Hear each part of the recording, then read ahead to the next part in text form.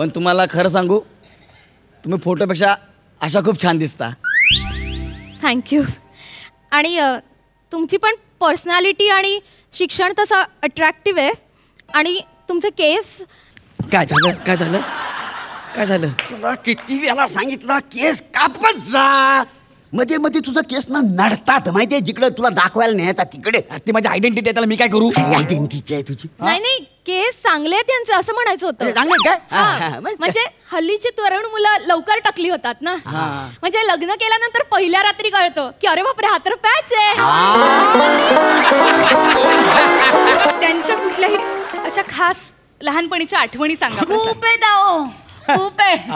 पशाच्या खूप आठवणी दाओ. आमचा पशा ना 7वी पर्यंत हंतरून ओलं करायचा. आई मला सांगते